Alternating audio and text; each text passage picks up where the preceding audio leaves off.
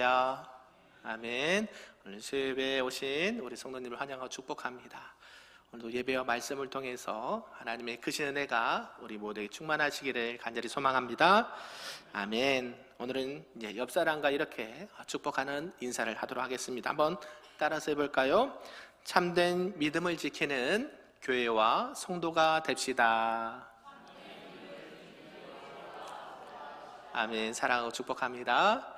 네, 우리가 계속 이제 수요예배 때는 디모데 전후서가 끝나고 디도서를 살펴보고 있습니다. 여러분 혹시 명품 좋아하십니까? 네, 별로 안 좋아하시는가 봐요. 예, 여러분 알고 있는 명품 많이 있는데요. 제가 그것을 한번 갖고 와봤습니다. 어떤 게 진짜 명품인지 한번 찾아봐 주시길 바랍니다. 네, 화면 한번 띄워주시죠. 네, 보이십니까? 네. 보니까 진짜 같은 게 있고 약간 이상한 것도 있습니다. 예, 퓨마가 원래 본래 그거죠. 근데 뭐예요? 조금씩 철자 하나가 다르죠. 예, 철자 하나가 다르고 저기서 맨 우측에 이쪽에 뭐가 있어요? 나이스. 나이스. 뭘 딴 거예요? 나이키를 모방한 거고요. 저는 여기서 늘 이렇게 배꼽 빠지게 웃었던 게 뭐냐면 맨 밑에 그 나이스 밑에 맨 밑에 뭐예요? 예, 구라다. 원래는 뭐예요? 여러분 모르신가 봐요. 프라다라는 명품이 있는데요. 이 푸자를 피입자를 빼고 구자를 써가지고 구라다. 이거를 한 것을 봤는데요. 이게 뭘까요? 여러분 잘 알고 말하는 것이 짝퉁 들어보셨나요? 예, 진짜 같은데 어딘가 모르게 다르게 이렇게 짝퉁이 있다라는 것이죠. 그래서 이것을 한번 영상을 한번 찾아봤는데요. 한번 영상을 한번 보면서 짧게 보고 또 말씀 이어가도록 하겠습니다. 틀어주시죠. 네, 소리 켜주시고요.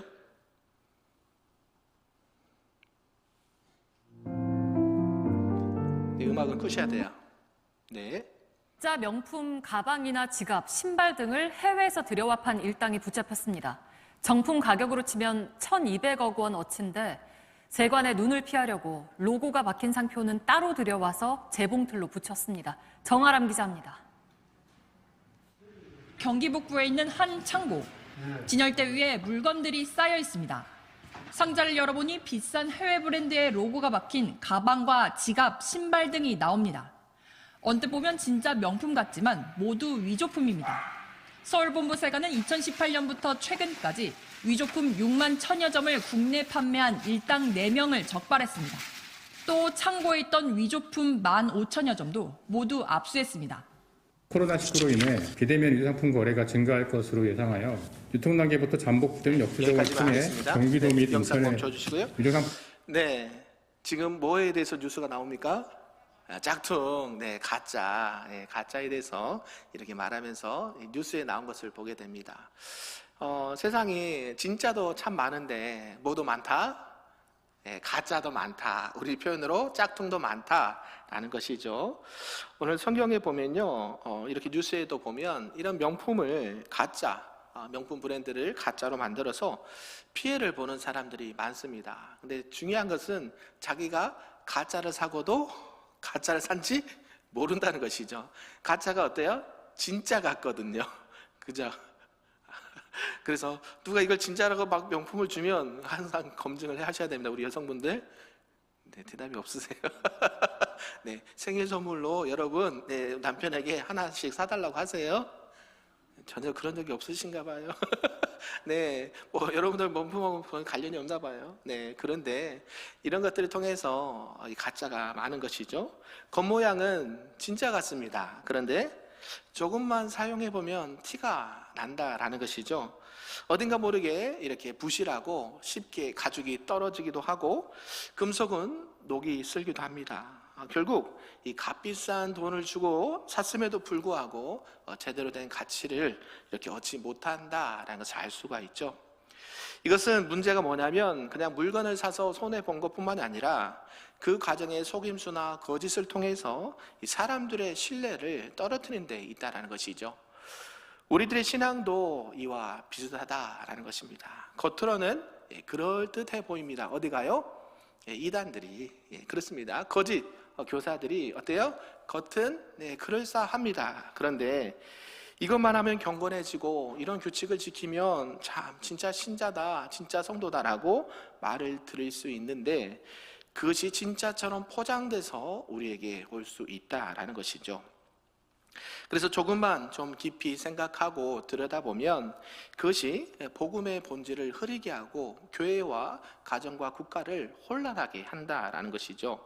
결국 이러한 것들은 가정과 개인과 국가를 무너뜨리는, 또 공동체를 흔들게 하는 그런 일들이 될 수 있다라는 것입니다.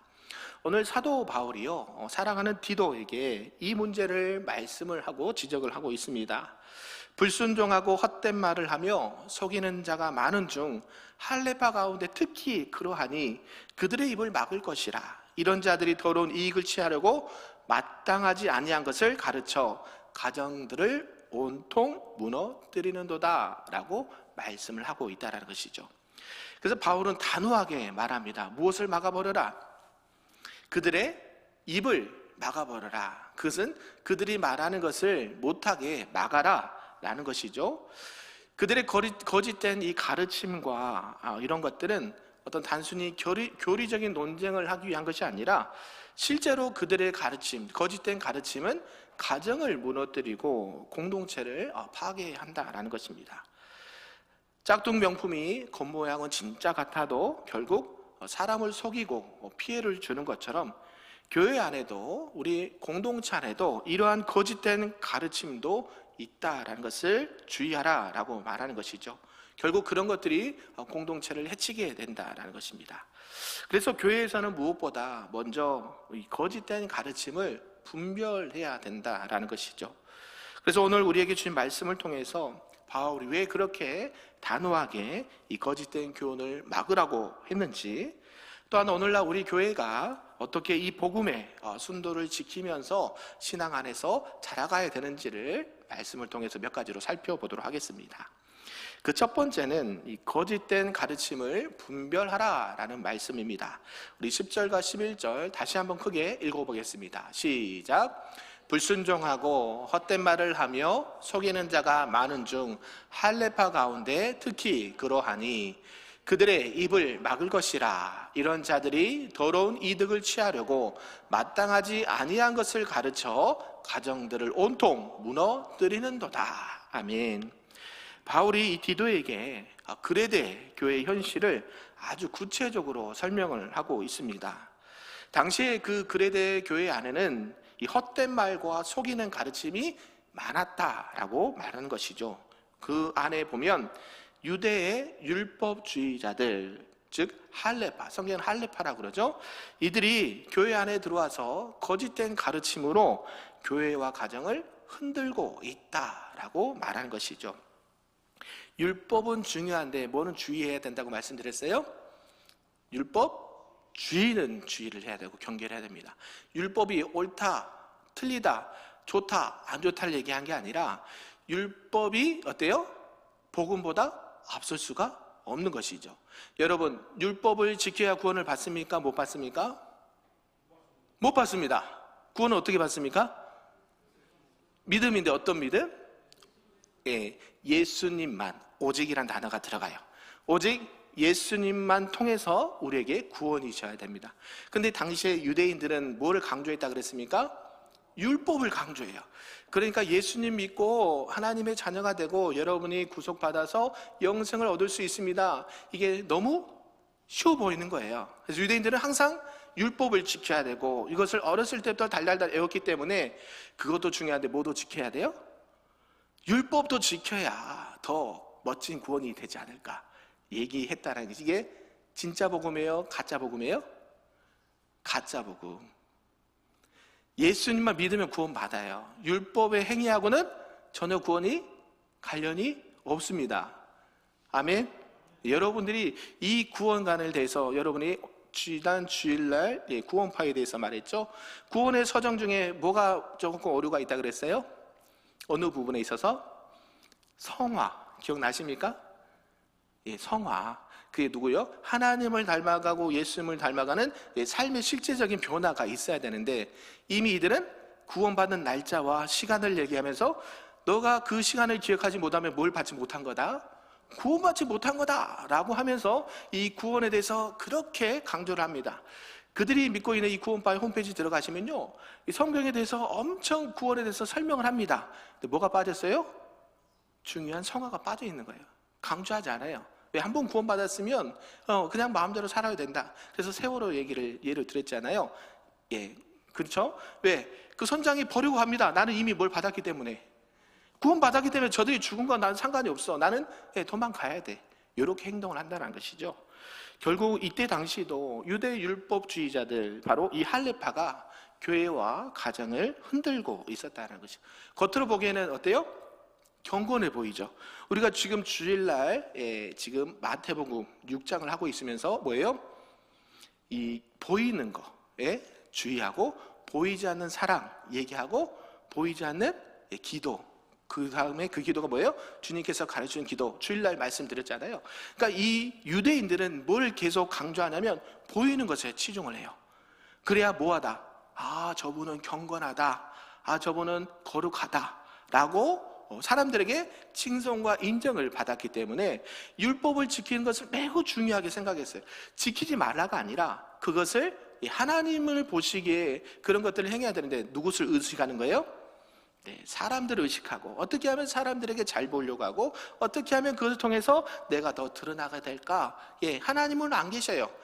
겉으로는 경건해 보이지만 마찬가지, 실제로는 성경에 보니까 그러한 자들이 어떤 자들이냐 봤더니 자신들의 이익을 위해서 잘못된 교훈을 퍼뜨리고 있다라고 성경은 말합니다. 그래서 바울이 그들의 입을 막아라 라고 말한다는 것이죠.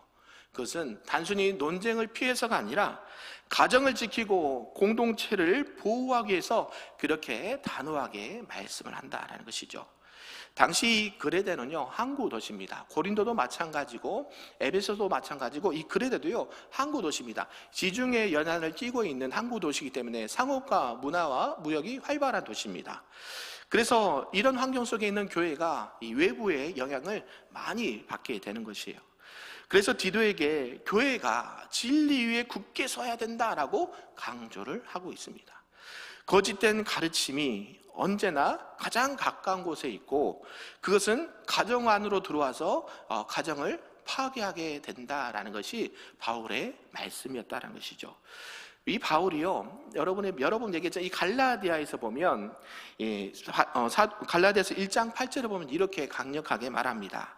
우리가 너희에게 전한 복음 외에 다른 복음을 전하면 저주를 받을지어다 라고 말해요. 그러니까 다른 복음을 전하면 뭘 받아요? 저주를 받는다는, 그만큼 예수 그리스도 외에 율법을 지켜야 된다느니, 선한 행위를 해야 된다느니, 그래서 예수님 외에 선한 것이 나쁘고 좋고를 얘기하는 게 아니에요. 구원에 관해서는 그 다른 것도 첨가하면 돼요? 안 돼요? 안 돼요. 그러니까 예수 그리스도 퍼센트적으로 얘기하면 예수 그리스도가 98%예요. 2%는 나의 선행이 들어가야 구원이 완성되는 게 아니죠. 다른 것을 첨가하면 뭐라 그래요? 성경에서 말씀하신 것을 더하거나 빼면 생명책에서 이름을 제하여 버린다라고 강력하게 말한 것이. 그래서 우리는 성경을 볼 때에 어떤 누군가 시각을 봐야 되냐면 성경이 말씀하는 데까지만 보셔야 돼요. 이 칼빈이 얘기했던 거예요. 뭐예요? 성경이 말씀하지 않는 것은 이유가 있다라는 것이죠. 성경은 어떻게 위해서, 뭐를 위해서 쓰셨다고 말씀하셨냐면 모든 사람이 어디에 이르는 지혜가 있다라고 말씀하세요? 구원에 이르는 지혜. 디모데후서 3장 16절 이하에 보면 모든 성경은 하나님의 감동으로 된 것으로 교훈과 책망과 바르게 함과 의로 교육하기에 유익하니 이것은 모든 믿는 자로 하여금 구원에 이르는 지혜가 있게. 성경에 써진 목적이 여러분들이 이 땅 가운데 건강하고 행복하고 성공하라고 주신 말씀이 아니에요. 그거는 일반 계시고요. 성경은 특별 계시잖아요. 우리에게 뭘 알려주시는 거예요? 오직 예수 그리스도만, 하나님의 아들이신 예수 그리스도만을 통해서 구원을 받는다라는 것이 진짜 복음이에요. 믿으십니까? 그래서 이 성경의 이 간단한 이 진리를 가지고 많은 당시의 율법주의자들, 이 할례파들이 교회 안에 들어와서 아니야, 그래도 선행을 해야지, 이렇게 착한 일을 해야지, 이런 것들을 하면서 계속 미혹했다는 것이죠. 왜냐? 들어보면 그럴듯하거든요. 신천지도 그렇죠. 그럴듯하게 말씀을 가지고 공격합니다. 하나님의 말씀이 1.1획도 오류가 없는 걸 믿으십니까? 아멘. 예, 하나님의 말씀은 뭐예요? 로고스. 태초에 말씀이 계시잖아. 이 말씀이 곧 하나님이시라. 말씀이 곧 하나님인 거 믿으십니까? 그러면서 비유풀이를 해요. 그럼 여러분 100% 넘어가신다니까요. 왜? 그것을 전제하고 내가 하나님의 말씀이 모든 말씀이 하나님의 말씀인 줄 믿으신다면서요. 그러면서 예수님이 비유가 아니면 말씀하시지 않더라. 거기서 딱 갔다가 그러면 모든 성경은 비유로 풀어야 됩니다. 이렇게 들어가거든요. 그럼 여러분은 100% 거기 걸려 넘어져요. 동의하고 싶지는 않겠지만 그렇습니다. 이 신천지에 들어갔다 나오신 분들은 내가 나중에 간증 그 자매에 한번 링크를 올려드릴게요. 최근에 이렇게 집회에서 얘기를 했더라고요. 이것처럼 우리가 전한 복음 외에 다른 복음을 전하면 저주를 받을 것이다라고 강력하게 말한다는 것이죠. 은혜의 복음에 사람의 어떤 행위, 선한 행위나 어떤 규칙이나 규례가 더하게 되면 결국 그 복음은 순수한 복음이 아니게 된다는 것이죠. 그래서 이 바울의 이러한 단호함과 냉정함은요, 그들이 싫어해서 그런 게 아니라 오히려 그들의 영혼을 살리고 보호하고 사랑하고자 하는 그 마음이 더 열정적으로 전해지고 있다는 사실입니다. 우리의 삶에도 이런 비슷한 경험을 한 적이 있는데 뭐냐면, 누군가가 어떤 건강식품을 드시고 몸이 좋아졌습니다. 그러면 이런 단톡방에 하나를 딱 올려주죠. 이거 한번 드셔보세요. 이거 드시면 어디에 좋고 효능이 좋습니다. 그러면 어때요? 너도 나도 살까요? 안 살까요? 삽니다. 이게 희한하죠. 그분의 말을 신뢰하고 산다라는 것이죠. 근데 정작 사보면 그렇지 않은 경우도 많다라는 것이죠. 왜냐하면 성분 확인도 없이 검증된 것도 없이 누구 말만 들은 거예요? 그 글을 올렸던 사람의 말만 믿고 산다라는 것이죠. 마찬가지예요. 윗사람이 좋아하는 방식, 우리 직장인들 그렇잖아요. 이분이 이런 것을 좋아한다더라 그러면 어때요? 원칙과 기준이 있는데 그것을 무시하기도 한다는 것이죠. 그래서 어때요? 원칙과 규칙을 무시하고 그냥 윗사람의 잘 보여서 내가 무엇인가를 이루려고 할 때, 오늘 성경 말씀처럼 나의 유익을 위해서 그런 원칙과 기준을 깨뜨리게 된다는 것이죠. 교회 안에도 이런 것들이 있다는 것입니다. 근거 없는 말, 어디에서 나온지 모르지만 교회를 다니면 이래야 참된 신자고 참된 성도다, 거룩한 성도라는 말을 들으려고 그런 행위를 하는 자들이 있다라는 것이죠. 교회 안에 치유가 있을까요? 없을까요? 치유의 능력이 있을까요? 없을까요? 있습니다. 일어납니다. 왜요? 누가 하시는 거예요? 하나님이 성령으로 역사해서 나는 역사가 있어요. 그러면 그게 왜곡이 됩니다. 누구에게 능력이 있어서? 치유 은사를 말하는 게 아니라, 그걸 잘못했다는 게 아니라 누굴 통해서 하나님 일하셔요? 여러분과 저를 통해서 하나님께서 치유의 능력을 주셔서 치유가 일어나요. 그런데 그게 제 능력입니까? 여러분의 능력이에요? 누구예요? 하나님께서, 베드로도 그렇게 고백하잖아요. 나는 중요한 게 아니라 나를 통해서 하나님의 일하심을 볼 수 있도록 하는 것이에요. 그게 은사나 치유가 잘못됐다는 게 아니라 그 기준이 어디 있냐라고 살펴봐야 한다는 것이죠. 결국 우리가 신앙생활 할 때 기준과 분별할 수 있는 능력이 있어야 되는데, 그 기준이 뭐냐면 바로 하나님의 말씀, 예수 그리스도의 십자가와 은혜가 중심이 되는지를 여러분이 날마다 점검하시기를 바랍니다. 그래서 그것이 어떻게 나타나는가도 봐야 돼요. 모든 사람의 진짜는 어떻게 나타나냐면, 성경은 뭐라고 말씀하시냐면 열매를 통해서 그를 안다라고 말해요. 저와 여러분의 신앙의 열매가 있으십니까? 여러분이 교회 열심히 다니고 하나님을 믿고 기도하시는 분들은 분명하게 성령의 열매가 나타납니다. 이게 성경적인 원리예요. 그래서 그 사람이 정말 사랑과 겸손의 열매가 있는지, 아니면 그늘 말을 하고 경건해 보이는데 그 사람의 주변과 삶의 열매를 보면 전혀 비성경적인 열매들이 나타나거든요. 그래서 여러분들이 그런 걸 통해서 분별을 해야 되고요. 또한 그 사람이 어떤 말을 했을 때에, 특히 목회자나 중직자들이 얘기했을 때 이 말씀의 출처가 어디인지, 그래서 제가 말씀할 때 아까 갈라디아서 1장 몇 절 말씀, 이 근거를 대는 게 그거예요. 내 말이 아니라 하나님께서 이 말씀의 기준을 가지고 여러분들에게 말씀을 전하는 겁니다라고 강조하는 거예요. 그래서 어떤 교회 안에 잘못된 이단과 사상들이 들어오면 여러분들이 말씀 가운데 깨어 있어야 된다는 것이죠. 믿으십니까? 그래서 이 공동체가 건강하고 건전하게 자라날 수 있다는 것이죠. 그래서 우리는 항상 말씀을 드릴 때에 이 사도행전 17장에 나오는 이 베레아 교회와 베레아 교회의 성도들처럼 늘 말씀을 상고하셔야 됩니다. 이 상고한다는 것이 늘 여러분이 말씀을 들을 때에 이 말씀이 과연 성경적인가, 또 이 말씀이 정말 사람의 말이 아닌가를 분별할 수 있어야 되는 그런 거룩한 습관이 있기를 소망합니다. 예, 저라도 마찬가지예요. 제가 강단에서 말씀을 전하는 것이 목사님 이거는 비성경적이거나 아니면 성경의 근거가 너무 약합니다 라고 말을 해줄 수 있어야 돼요. 왜요? 그게 건강한 교회라는 거예요. 믿으십니까? 예, 강단에서 하나님의 말씀을 전하는데 그게 잘못되면 그 영향은 성도들이 받는 것이거든요. 그래서 여러분들이 신앙생활 할 때 어떤 특별히 새로운 것 주의하셔야 됩니다. 새로운 프로그램이나 새로운 가르침, 이거 주의해야 되거든요. 왜냐하면 많은 잘못된 가르침과 이단의 사상이 여기에서 들어옵니다. 왜요? 어디에만 구원이 있다고 얘기한다 그래서 구원받는? 자기네 들어와야만 구원을 받는다 그래요. 신천지도 처음에 14만 4천이잖아요. 거기 안에 들어와야지만 구원이 있다라고 얘기했습니다. 근데 14만 4천이 넘어버렸어요. 자신들의 교리가 자신들이 말해놓고도 못 지키는 거예요. 그러면서 이상하게 말을 또 바꿔서 하죠. 마찬가지예요. 통일교도 마찬가지고, 이런 모든 이단의 사상들은 성경을 말하고 예수님을 말하고 성령님을 말하지만 그게 과연 성경적인가는 여러분들이 늘 말씀 가운데 점검을 하셔야 된다는 사실입니다. 아멘. 그래서 우리 큰빛교회 모든 성도님들이 늘 하나님의 말씀을 가까이 하고 그 말씀을 날마다 상고하면서 하나님이 주신 그 능력 가운데 그 말씀을 분별하고 그 말씀 가운데 믿음으로 나가시기를 주님의 이름으로 축복합니다. 아멘. 두 번째는 말씀으로 또 삶을 바로 세워야 된다라는 말씀인데요. 우리 본문 12절에서 14절까지 말씀을 함께 읽어보겠습니다. 시작. 그레데인 중에 어떤 선지자가 말하되 그레데인들은 항상 거짓말쟁이며 악한 짐승이며 배만하는 게으름뱅이라 하니 이 증언이 참되도다. 그러므로 내가 그들을 엄히 꾸짖으라. 이는 그들로 하여금 믿음을 온전하게 하고 유대인의 허탄한 이야기와 진리를 배반하는 사람들의 명령을 따르지 않게 하려 함이라. 아멘. 지금 이제 사도 바울은요, 디도에게 이 그레데 사람들의 이 문화적인 약점을 설명을 하고 있습니다.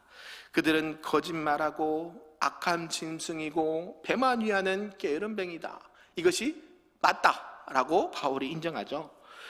그들의 삶과 신앙의 습관이 이 사회적 풍토를 말하고 있습니다. 바울은 그 증언이 참되다라고 인정하면서도 그 목적이 그들을 비난하고자 하는 것이 아니라 믿음을 옳게 하려고 일부러 이렇게 설명을 하고 있다는 것이죠.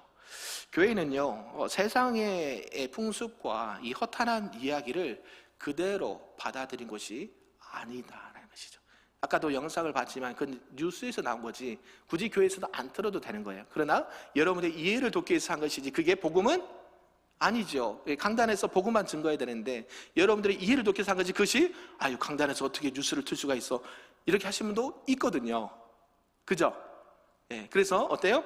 이런 것들이 결국 바울이 디도에게 얘기한 건 뭐냐면 이 세상의 풍습과 허탄한 이야기들을 그대로 받아는 것이 아니라 하나님의 말씀으로 성도들의 삶을 바르게 세우는 것이 교회다라고 얘기하는 거예요. 지금 그레데 교회에 가면 이런 교회에 보면 이런 현상이 있는데 그런 것들이 주의하고 경계해야 된다라는 것이죠. 구약의 요나서 3장에 보면요, 이제 요나가 회개하고 하나님의 말씀을 선포하러 니느웨로 갑니다. 그리고 이 말씀을 선포하고 난 다음에 어떤 일이 일어나는가 봤더니요, 폭력과 부패와 거짓과 우상이 만연했던 그 니느웨가 그때 당시 왕과 백성들이 다 회개하는 역사가 일어납니다. 할렐루야. 그래가지고 어떤 일이 나냐면 도시 전체가 문화가 바뀌어버린 거예요. 왜요? 이제는 우상을 섬기고 하나님을 배반했던 그들이 이 요나에 선포되는 하나님의 말씀을 듣고 온 나라가 회개의 역사가 일어났어요. 그래서 하나님께서 그들을 구원하신 역사가 있습니다. 결국 그 지역과 문화와 또 공동체가 변화되는 시점은 결국 뭐냐면 하나님의 말씀이 바르게 선포되는 것이에요. 아멘. 저와 여러분의 가정과 직장과 삶이 변화되길 원하십니까? 뭐가 있어야 돼요? 하나님의 바른 말씀이 그대로 선포돼야 된다는 것이죠. 요나는 어떤 힘을 했어요? 니누에는 구원받으면 안 되는 나라였고, 니누에는 구원받을 수 있는 사람들이 되면 안 된다라고 도망갔던 자예요. 그런데도 불구하고 한번 하나님 앞에 얻어맞고 어때요? 회개하고 복음을 전했습니다. 길게 해야 돼. 짧게 너희들은 구원받으면 안 돼, 이런 마음과 심정을 가지고 순종을 하지만 좀 껄끄러운 순종을 했어요. 그럼에도 불구하고 하나님은 뭐 하셔요? 회개하십시오. 하나님이 여러분들 심판하신다면, 그렇지 않으면 여러분들은 다 멸망합니다. 너무 단순하잖아요. 근데 그 단순한 하나님의 말씀을 듣고 그 니느웨 왕과 백성들이 회개하는 역사가 일어난 것이죠. 그러면서 그들의 삶의 모든 문화가 바뀌게 되는 역사가 일어납니다. 이게 어디서부터 시작되는 거예요? 하나님의 말씀에서부터. 아멘. 그래서 하나님의 말씀은 삶을 바꾸게 되고 또 그 삶은 공동체를 바꾸게 된다라는 것이죠. 우리도 그와 비슷한 것이 있습니다. 이 사람이 습관이 참 중요한데요. 이 습관, 좋은 것은 계속 개발하고 키워야 되는데 안 좋은 신앙의 습관들은 고치거나 이렇게 바꿔야 된다는 것이죠. 그래서 우리가 어떻게 해요? 세상의 편리함, 세상의 어떤 즐거움을 따라가는 것이 아니라 여러분 항상 하나님의 말씀으로 시작하고 하나님의 말씀과 기도 가운데 마무리할 수 있기를 바랍니다. 우리는 때로는 게으르기도 하고 때로는 허탄한 이야기에 길을 이렇게 빼앗기기도 합니다. 그런데 하나님은 그것을 우리에게 꾸짖고자 하는 것이 아니라 온전한 믿음으로 또 온전한 말씀으로 우리를 세우시고 살리시기 위함이다 라는 사실을 기억하면서 오늘도 우리에게 주신 그 말씀을 기억하고 하나님의 말씀 가운데 온전히 설 수 있기를 주님의 이름으로 축복합니다. 아멘. 마지막 세 번째는요, 이 고백과 행위를 일치시켜라 라는 말씀입니다. 우리 본문 15절과 16절 말씀 함께 읽겠습니다. 시작. 깨끗한 자들에게는 모든 것이 깨끗하나 더럽고 믿지 아니하는 자들에게는 아무것도 깨끗한 것이 없고 오직 그들의 마음과 양심이 더러운지라. 그들이 하나님을 시인하나 행위로는 부인하니 가증한 자요 복종하지 아니하는 자요 모든 선한 일을 버리는 자니라. 아멘. 이제 사도 바울이 이제 믿음의 이 본질을 매우 날카롭게 짚어주고 있습니다. 입술로는 뭐 한다고 해요? 저와 여러분이 잘 아는 거 뭐예요? 하나님을 시인합니다.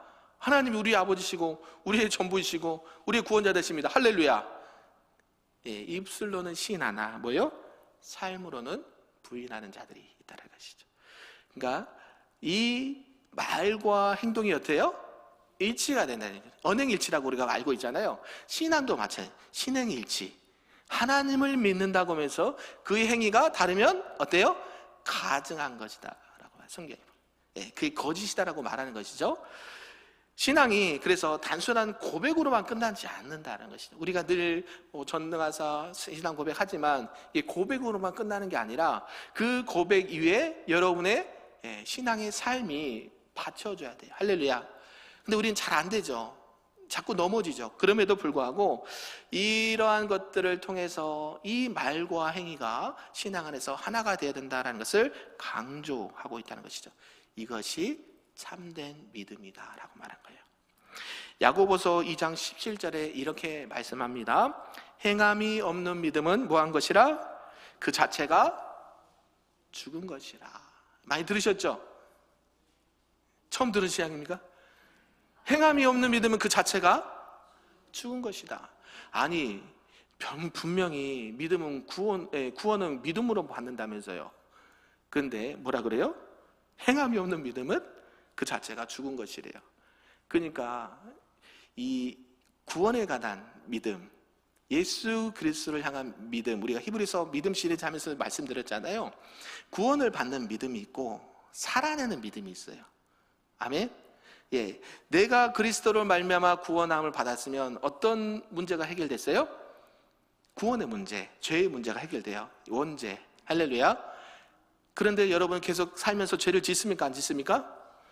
오늘 몇 번 지으셨어요? 네, 한 번 지으면 참 감사 땡큐죠. 여러 번 집니다. 그걸 1년 단위 한번 모아보세요. 여러분 천국 갈 수 있겠습니까? 가요, 못 가요? 잘 얘기하셔야 돼요.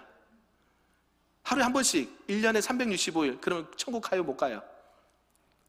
예? 자신 있게 가요. 예, 간다라고 자신 있게 하셔야 돼요. 예, 왜냐하면 우리는 날마다 뭐예요? 회개하니까. 예수 그리스도 안에서 우리는 이 성화의 과정, 아직 구원은 받았지만 구원은 완성이 됐어요, 안 됐어요? 안 됐어요. 언제 완성이 돼요? 예수 그리스도가 이 땅에 오시는 재림의 그때에 믿는 자와 믿지 않는 자를 하나님께서 다 구분하십니다. 그래서 알곡과 측정이가 같이 있어요. 건들면 안 돼, 놔둬. 왜요? 괜히 알곡까지 다치니까. 때가 되면 하나님께서 가르셔요. 예, 구원의 방주처럼 때가 되면 심판의 문이 닫히면, 구원의 방주 문이 닫히면, 예, 믿는 자와 안 믿는 자가 구분이 됩니다. 하나님의 심판과 영생이 이렇게 나눠지게 된다는 것이죠. 그래서 이 아브람도 믿음으로 의롭다 하심을 받았습니다. 그런데 이게 언제 증명이 되냐면, 언제 증명이 되냐면, 믿음으로 아들을 바치라는 그 하나님의 말씀에 순종할 때 증명이 돼요. 아멘. 내가 나를 사랑한 이제 알았어. 아들 죽으면 돼, 안 돼? 안 돼. 그제서야 스톱 하는 거예요. 하나님께서는 여러분에게 계속 테스트 하십니다. 유혹이 아니라 하나님은 여러분들에게 계속 믿음을 테스트하세요. 뭐예요? 너가 정말 믿음이 있느냐? 믿음이 있느냐? 그러면 너가 있는 것을 다 내어봐. 아브라함은 뭐예요? 이삭이 가장 소중하고 자기의 생명보다 아깝지 않을 정도로, 받고도 아깝지 않을 정도로 귀한 그 아들이거든요. 그런데 그 아들도 하나님 앞에 바칠 수 있는 믿음이 있느냐? 테스트 하시는 거예요. 근데 아브라함이 어때요? 그 테스트에 잘 통과하죠. 아멘? 예. 아유, 하나님 주실 때는 뭐 어쩌고 저쩌고 하시더니 이제 데려가신다니요. 무슨 말도 안 되는 이야기를 하고 계십니까? 할 수 있다는 것이죠. 아이, 그러면 주시질 말지. 100세 때 주신 아들이잖아요. 내가 그렇게 나이를 날 수 없는 환경에 하나님께서 나타나셔 주셨잖아요. 그리고 뭐 바다에 뭐 모래같이 하늘의 별과 같이 많게 해주신다면서요. 근데 왜 데려가세요? 물어볼 수 있지 않았을까요? 저만 그런가요? 예, 하나님은요 우리들에게 다 축복도 예언하시고 말씀도 예언하셨는데 우리에게 테스트하는 경우가 있어요. 내 믿음이 어디 있냐, 너의 진짜 주인이 어디 있냐 물어보신다. 너의 진정한 왕, 사무엘상 열왕기상을 보면 너의 진정한 왕은 누구예요? 사람이 세운 왕이 아니다. 아무리 사무엘이, 아무리 솔로몬이 그 모든 부귀영화를 누렸지만 솔로몬도 어떻게 돼요? 결국 죽잖아요. 솔로몬이 말년에 우상을 숭배하고 나라가 나중에 죽고 나서 분열되잖아요. 르호보암과 여로보암, 남유다 북이스라엘이 나눠지잖아요. 그래서 우리는 어때요? 날마다 이 믿음을 점검해야 된다는 것이죠. 우리가 하나님 안에서 건강한 교회의 공동체로서 늘 이 믿음을 말씀 가운데 점검하시길 바랍니다. 그래서 믿음은요, 한번 따라서 볼까요? 이거 너무 유명한 좋은 말씀에 제가 따라서 한번 해보라고 고민하고 싶어요. 믿음은 고백으로 시작하고 순종으로 완성됩니다. 아멘. 다시 한번 해볼까요? 믿음은 고백으로 시작하고 순종으로 완성됩니다. 아멘. 이렇습니다. 사랑하는 성도 여러분, 누구나 우리는 부족합니다. 그래서 나는 믿음이 약해요, 이렇게 말할 수 있습니다. 그런데요, 우리 하나님은 믿음이 작고 약하다고 해서 꾸짖는 분이 아니세요. 오히려 그 믿음 가운데 작은 순종을 통해서 일하시는 분이다라는 것이죠. 오늘 사도 바울이 디도에게 그 건강한 교회를 세우기 위해서 하는 말씀이 결국 그들에게만 하는 말씀이 아니라 우리 큰빛교회도 하나님께서 기뻐하시는 교회고, 말씀과 기도로 든든히 세워지고 또 구원의 확신과 이 믿음의 행함이 있는 믿음을 통해서 하나님의 영광을 드러내는 우리 큰빛교회와 성도님들, 또 저와 여러분의 신앙과 가정과 삶이 될 수 있기를 주님의 이름으로 축복합니다. 아멘.